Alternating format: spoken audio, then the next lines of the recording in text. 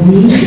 Saya Ibu Rosita, Asmas dari Kabupaten Pamekasan yang kebetulan diberi amanah untuk mendampingi Ibu Yeni dari SMP 2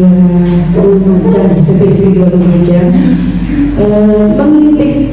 mengintip sejenak tentang praktik baik yang mungkin nanti akan disampaikan. Assalamualaikum warahmatullahi wabarakatuh.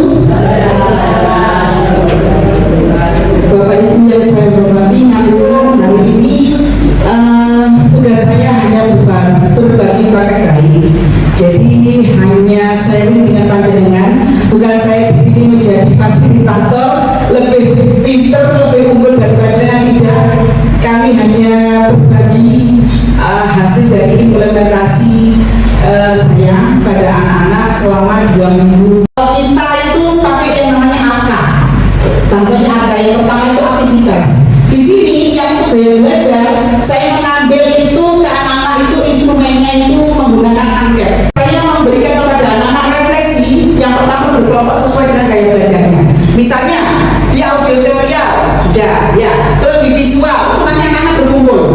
Dari berkumpul ini saya berikan kesempatan kepada anak-anak apa persamaannya di gaya belajar. Misalnya kalau yang di visual ya, misalnya saya itu belajarnya senangannya itu kalau misalnya ada video-video lah seperti itu. Terus yang ketiga itu konsep, tadi kan sudah konsep orang sudah paham. Dan yang keempat adalah aplikasi ini prakteknya sampai dimana anak-anak paham dan nanti mengerti, setelah itu bisa dilakukan.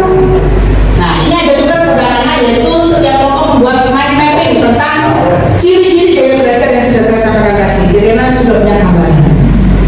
Setelah itu kelebihan dan kelemahannya serta berdiskusi membuat strategi belajar yang optimal sesuai dengan gaya belajar. Nah ini yang kedua, pertemuan kedua. Saya ingin menggali anak-anak itu di potensinya yang hubungannya dengan kecerdasan. Refleksi hari ini mari kita kenali apa potensimu, bakat, minat, nilai kepribadian, dan bagaimana potensimu dapat berpengaruh terhadap masa depan. Tentang kelelawar emosi, ini yang paling seneng dengan anak-anak ini 2 minggu. Anak-anak ini 2 minggu. Ngapunten, ini ada beberapa yang ingin saya sampaikan kepada Ibu Rosita.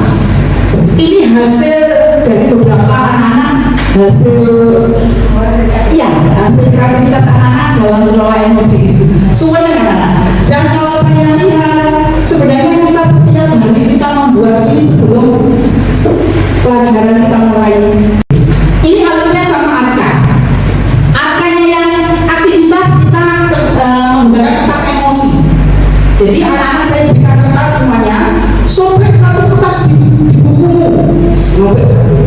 Saya berikan informasi. Yang kedua nanti refleksi ketiga sama. Untuk konsepnya kita membuat kompetensi self management sama dengan teknik mindfulness. Dan yang untuk aplikasi ini menemukan perasaan dalam roda emosi, macam-macam sebenarnya ini, bukan hanya roda emosi. Oke, ini naskah ceritanya. Saya cerita satu-satu tuh. Jadi ini ceritanya, kalau misalnya kalian sabar, kalian dapat sudah dulu saja kertasnya. Kalau kalian buang ke jengkel, sudah digerok kertasnya.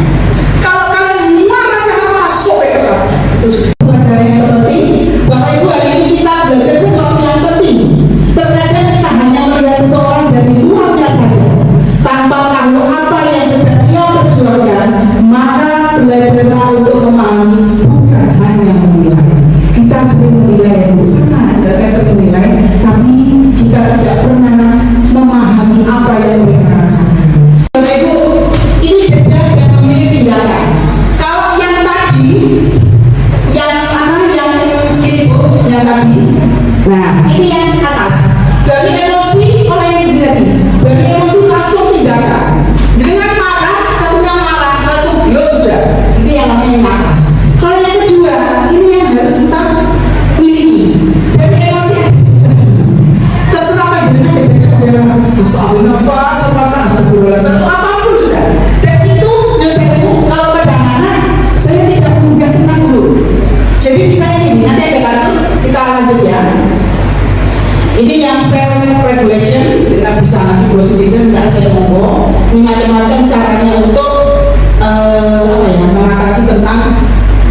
mengelola emosinya.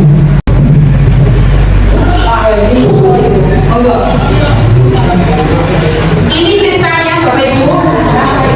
Ini ceritanya. Seperti tadi cerita saya tadi. Ada anak yang melakukan salah karena pelanggar. Ini aplikasinya. Yang pertama, kelompok 1 membuat papan cuaca emosi. Itu sudah gasnya sudah. Kelompok 2 membuat self regulation seperti tadi. Kelompok 3 ini yang saya senang itu saya video. Saya upload videonya. Ini banyak dari anak-anak itu. Kalau jadi artis nomor 1 kalah dulu guys.